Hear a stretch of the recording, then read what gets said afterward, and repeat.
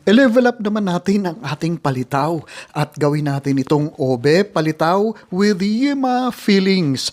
Pangalan pa lang, mukhang napakasarap na ito, di ba? Tara, luto tayo. Hi, I'm Dance, and this is my channel.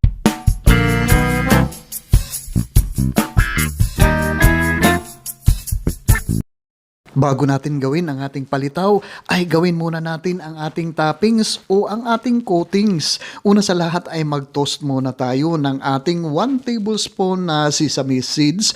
Pangbudbud natin ito mamaya. I-toast lang po natin ang ating sesame seeds dito hanggang sa maging light brown para maging luto ang ating sesame seeds na pambudbud sa ating palitaw mamaya. Dito ay gumamit ako ng desiccated coconut kasi walang available na niyog o freshly grated na niyog dito. Pero bago natin gamitin ang ating desiccated coconut, i-moisten muna natin ang ating desiccated coconut. I-steam lang po natin ng mga 20 minutes at saka magiging moisten na po ang ating desiccated coconuts dito. At pagkatapos ay hahaluan po natin ito ng 1 tablespoon na sugar at saka yung ating toasted na sesame seeds. Imikos-mikos lang po natin sandali ang ating pang coatings o ang ating pang toppings mamaya. At pagkatapos ay set aside muna natin ito habang nagtutunaw tayo o naghahalo tayo ng ating 1/2 cup na water at saka 2 teaspoon na obe flavoring. Ganitong klase ng obe flavoring ang gamit ko. Flavorade po ang pangalan ng aking obe flavoring dito at mabibili lang po ito online o sa mga bakery supplies po ay pwede kayong bumili doon.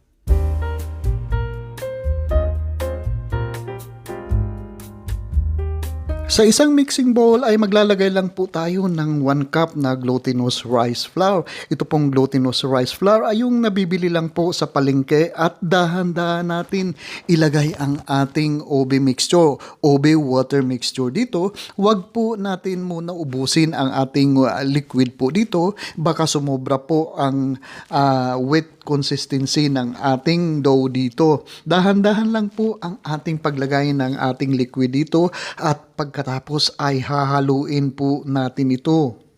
At habang hinahalo po natin ito, i-shout out muna natin sila Catherine Cato ng Japan at saka si Richilda Villalon ng Lokban, Quezon. Maraming salamat po sa palagi niyong pagsuporta sa mga video recipe natin dito. At siguro mas maganda ay gamitin natin ang ating malinis na kamay dito sa ating paghahalo ng ating dough dito para mas maging maganda ang ating paghahalo dito at mahalo natin ang ating liquid dito sa ating glutinous rice flour. Haluin lang po natin ng haluin hanggang sa mag-form po ito into a smooth dough. At kung nandyan pa po kayo nanonood sa ating paghahalo, ibig sabihin lang yan ay nagugustuhan nyo po ang video na ito. Paki-comment nyo naman po sa baba kung saang lugar kayo nanonood para i-shoutout ko po kayo sa susunod kong video uploads. At kung meron po kayong mga comments or kung meron po kayong mga request na recipe, paki-post lang po sa comment section sa baba at sisikapin natin na tugunan ito.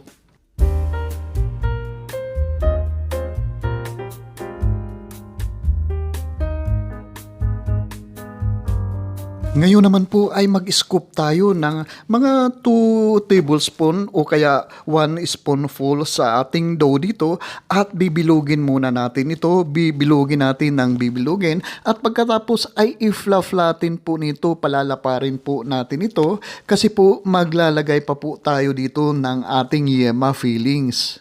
Maglalagay lang po tayo ng mga 1/2 teaspoon dito sa ating yema fillings at ito ating yema fillings ay previously nagawa na natin ito at mapapanood nyo po dito sa mga previous videos ko ang kung paano ginagawa ang ating yema fillings at pagkatapos po ay isasarado po natin para ma-sealed po o mabalot ang ating yema fillings dito para hindi lumusot ang ating yema fillings dito kailangan maganda yung pagka-seal natin dito sa ating dough.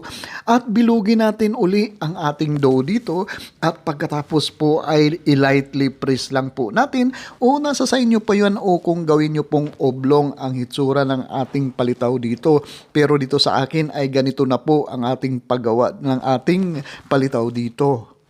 At kapag nabilog na natin lahat ang ating dough, ay magpainit naman po tayo, magpakulo tayo ng tubig at isa-isa natin ihulog ang ating palitaw dito sa kumukulong tubig at iluluto lang po natin ito ng mga 5 minutes at ito po ay lulutang na.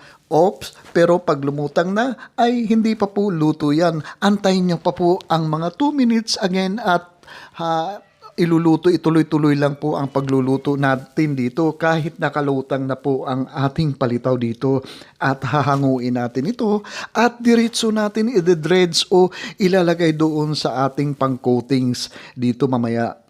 Pagulungin lang natin dito sa ating ginawang desiccated coconut na pang-coatings o kaya pang-toppings dito sa ating palitaw dito. At pagkatapos po ay ilagay na natin sa ating mga platter o sa ating plato at isa-serve na natin ito habang ito po ay mainit pa. Siguro sa lahat ng ating mga kakanin, sa ating mga Pinoy kakanin ay yung palitaw ang pinakamadaling gawin sa lahat at napakasarap din ito kung tama po ang ating proseso sa paggawa nito at saka kung i-level up natin ang ating paggawa ng ating palitaw, certified rapsa po talaga itong ating Obe palitaw.